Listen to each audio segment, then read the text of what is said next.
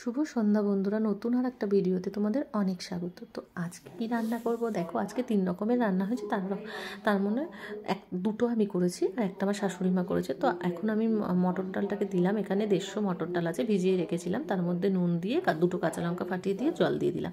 ওদিকে 5 থেকে 6টা সিটি মেরে নিতে হবে।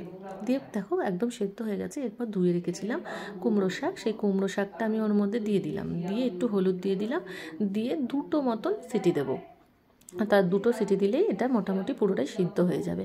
তো এবার দুটো সিটি মেরে নিয়েছি, দেখো একদম নরম হয়ে গেছে। এবার করতে হবে, কড়াইয়ের মধ্যে তেল দেব, দিয়ে কালো জিরে আর শুকনো লঙ্কা ফাটিয়ে ফোড়ন দিয়ে দেবো, দিয়ে ডালটা দিয়ে দেবো ওর মধ্যে। আর এর মধ্যে আর একটা জিনিস দিলেই হয়ে যাবে, সেটা হচ্ছে একটু চিনি। তো এই ডালটা একটু মিষ্টি মিষ্টিই ভালো লাগে, আর যারা ঝাল খায় তারা ঝাল দেবে। আমরা একটু এইরকম জিনিস আর কি, নিরামিষ জাতীয় জিনিস আমরা একটু মিষ্টি ভালো খাই। তো যাই হোক, ফুটিয়ে নিলেই হয়ে যাবে রেডি। তো আজকে একটা বাড়িতে নিমন্ত্রণ ছিল আমাদের, তো পাশের বাড়ির ছেলের আর কি মুখে ভাত। তো তাও আমাদের তো সকালে খেতে হবে, আমার বড় অফিস যাবে, রান্না করতে হবে, সেই মতনই অল্প অল্প করে কিছু করে নিয়েছিলাম। আর এদিকে 4টে ফ্রিজে ছিল ভোলা মাছ, তো ভাবলাম আজকে তো একবেলার খাওয়া, তো ওটা কাজে লেগে যাবে। তো সেই মতোই ভোলা মাছের একটু ঝাল বানিয়ে নেবো হালকা করে। কিন্তু সত্যি কথা বলতে ভোলা মাছের ঝালটা এতইটা ভালো লেগে গেছিলো যে মনে হচ্ছিলো যেন আজকে বাড়িতেই খেয়ে নিই, আর দুপুরে যাবো না। কিন্তু সকালেই খেয়ে নিয়েছিলাম মাছগুলো, 4 জনের 4টে।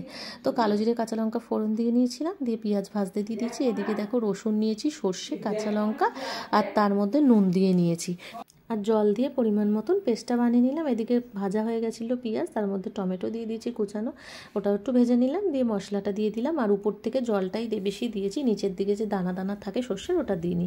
এরপরে নুন, হলুদ, লঙ্কার গুঁড়ো পরিমাণ মতন দিয়ে নিয়েছি। দিয়ে খুব ভালো করে যখন কষানো হয়ে যাবে, ওর মধ্যে একটু চিনি দিয়ে দেবো, দিয়ে আবারও নাড়াচাড়া করব করে ওর মধ্যে জল দিয়ে দেবো অল্প করে, কারণ একদম গা মাখা হবে রান্নাটা। 4টেই তো মাছ, আর কত লাগবে মশলা। যাই হোক, অল্প করে জল দিয়ে নিয়ে ফুটে গেছে। এরপর ওর মধ্যে দিয়ে দিলাম মাছগুলো, দিয়ে উপর দিয়ে ধনেপাতা কুচো দিয়ে দিলেই রেডি হয়ে যাবে। তো এত অল্প সময়ের মধ্যে হুড়োহুড়ি করে রান্নাটা করেছিলাম, খেতে কিন্তু খুব সুন্দর হয়েছিল বন্ধুরা। তাই ভাবলাম ছোট করে তোমাদের সঙ্গে একটু শেয়ারও করে ফেলি। আর আজকে তো তেমন কিছু রান্না করা হয়নি, সকালে মা বাঁধাকপি করে নিয়েছিল, আমার বড় অফিস যাবে সেই জন্যে। তো সেটা আর শেয়ার করতে পারিনি তোমাদের সাথে, এই দুটোই করেছি, এই দুটোই শেয়ার করলাম। আর তারপরে তো আজকে আর রান্নার তেমন পালা নেই, রাত্রেবেলা মেয়েকে একটু কিছু করে দেবো, দুপুরে ওখানে খাওয়া দাওয়া। তো টাটা।